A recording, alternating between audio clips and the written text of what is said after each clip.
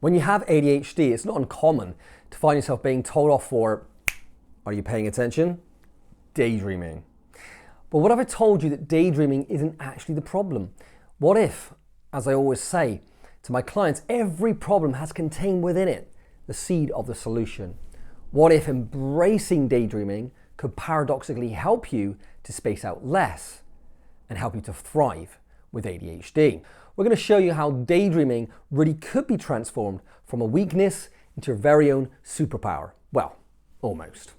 Hi, I'm Jamie Vasilian, the Hypnosis for ADHD specialist, an ADHD coach who has ADHD, who loves to create content to help people like you or your neurodiverse loved ones learn to manage and even master life with a uniquely wired brain. And if you haven't already, you know the drill. Please like and subscribe to stay in touch and continue to receive awesome content from the world of ADHD hypnosis. When we think about daydreaming, we often see it as a bad thing or a waste of time, right?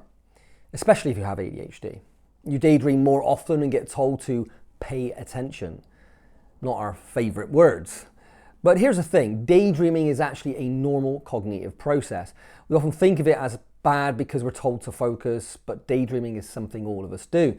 It only becomes a problem when we're doing too much of it at the expense of doing important everyday tasks, not being actively engaged in reality, and or when we do it at the inappropriate time, such as when we're in the middle of a conversation or working. We love daydreaming because it lets us fantasize, avoid reality, and get that dopamine hit. And there's nothing wrong with that up to a certain point, as long as it doesn't become obsessive or stop us from functioning. It's a wonderful way to explore our creativity. But at its worst, daydreaming can spiral into what's called maladaptive daydreaming, where we're stuck in an endless loop. Escape, avoiding reality at all costs.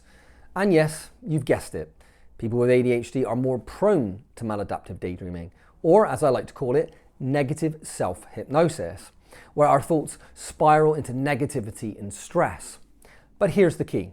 Daydreaming is a natural function of the mind, and when you're able to harness it, it can become a tool, not a hindrance. What we need to understand here is that our minds are 10% conscious, and that conscious mind is designed primarily to ask questions. Meanwhile, we have that 90% subconscious mind down here doing most of the work behind the scenes. You can think of the subconscious as the vast hidden part of an iceberg, and when working optimally, the conscious mind asks a question and the subconscious mind processes it, often without even realizing it.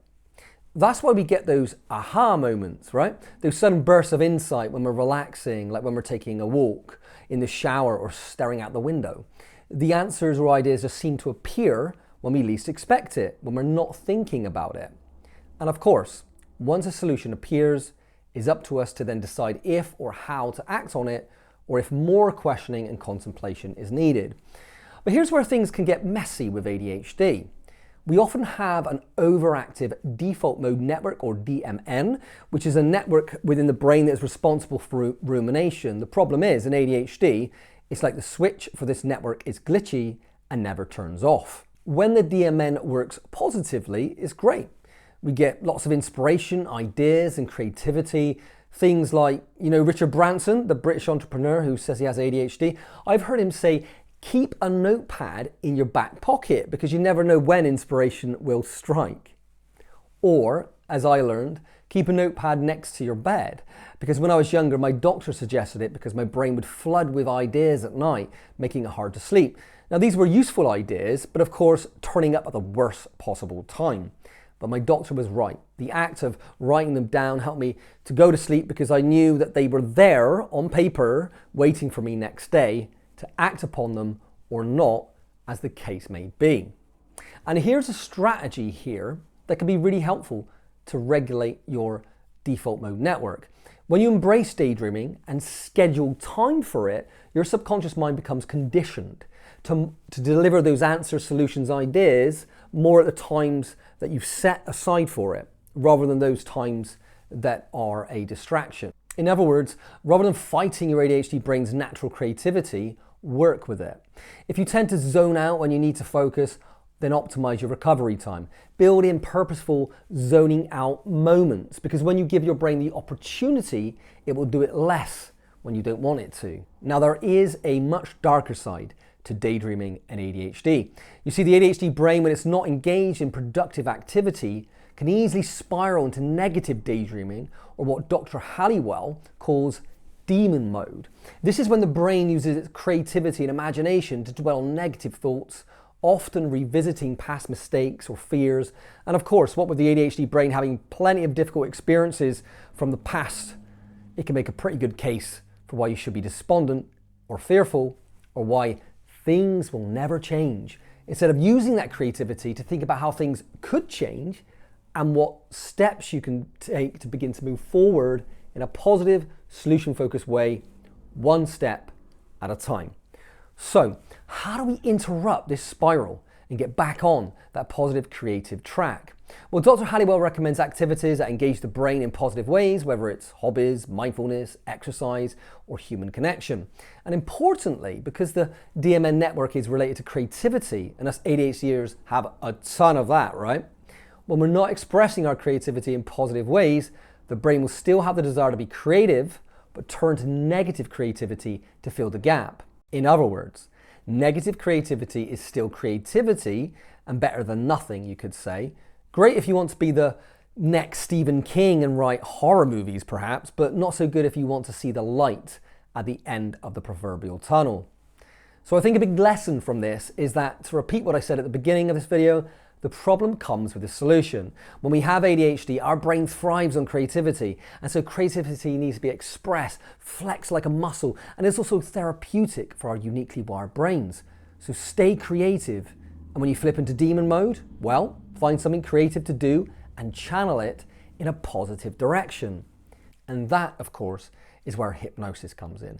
Because hypnosis is a form of positive daydreaming. It's a childlike process of using imagination and creativity. It's a tool for redirecting negative, destructive rumination into positive, constructive imagination. And while some people assume that us ADHDers can't be hypnotized because apparently we can't focus, well, guess what? We're actually really good at it because we're good at daydreaming. So the next time your brain spaces out when you don't want it to, perhaps during a conversation or at work, take that as a reminder that you might need to make some time for daydreaming. Work with your subconscious and schedule daydreaming appointments. Your brain will thank you for it by staying more focused when you need it to remain focused. And if your brain starts to spiral into negative daydreams, that's your cue to switch gears. Do something active, helpful, or practice hypnosis, because remember, hypnosis is, by definition, a form of positive daydreaming. Oh, and before you go, if you're interested in experiencing ADHD hypnosis, why not sign up to our mailing list and download the ADHD Hypnosis MP3 collection? You can find a link for that in the description below this video. Anyway, you've been listening to me, Jamie Vasilian, the Hypnosis for ADHD specialist, and I just want to remind you that you are not disordered. You are uniquely wired. So see you in the next video, and until then, take care and thrive.